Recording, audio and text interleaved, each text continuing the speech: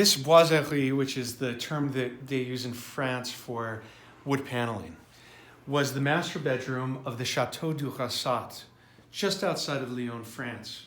It's in the style of Louis XIV, but it was built at the turn of the century by craftsmen whose skills are no longer available, because after the First World War, those skills that had been passed down from master to student as carpenters, as craftsmen, artisans, were more than decimated in Europe, and the skills just no longer exist.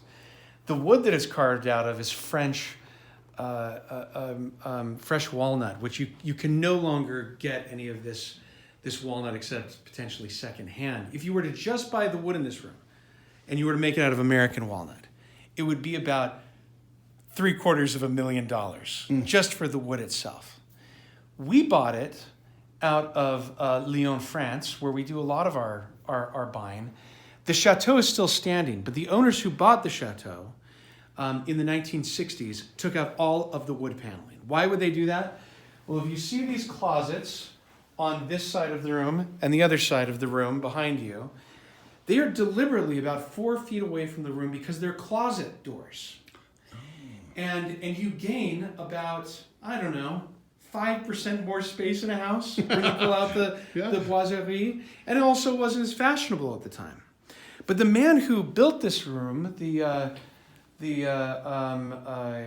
Duc du Rassat, the Marquis du Rassat, he was a marquis, he was a silk merchant. And he supplied Mariano Fortuny with the silk for his dresses, which were worn by all the Hollywood stars during the 20s, 30s, and 40s.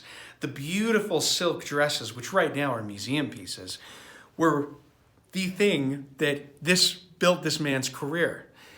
This is his bedroom. His bed would have been underneath this space. You can't see right now because it's fairly dark in here, but he's a good Catholic. He has the crucifix above his bed.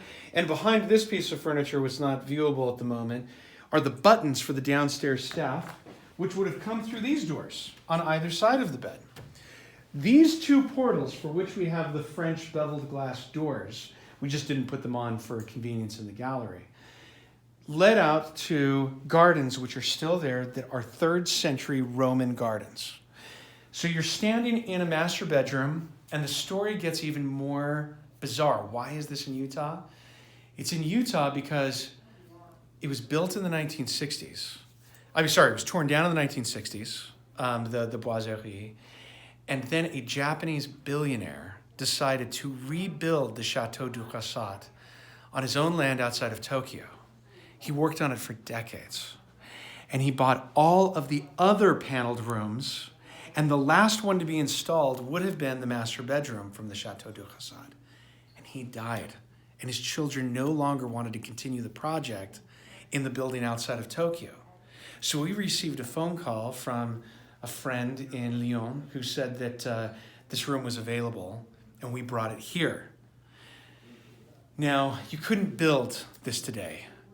You could try, but it's the craftsmanship, it's the wood. Even the locks are made by a firm that is still around today. It was the official lock maker of Louis XVI, and each one of those locks is a $15,000 lock if you were to buy it today. We have 2 clients currently looking at it. One is an advertising magnate who's based in New York, and he just bought the apartment above him, which goes to the skylight. He wants this to be the library. He wants us to extend the lip and to build a spiral staircase going up to the brass rails library and the skylight up above. The other is a sports car and jet collector who wants to put this in the middle of his hangar to be surrounded by his cars. It's we don't always have control over these objects, but we see ourselves as being stewards of them. And it's our job to at least explain and try and preserve them for the next generation. So that's the story of the Chateau du Rassat's master bedroom.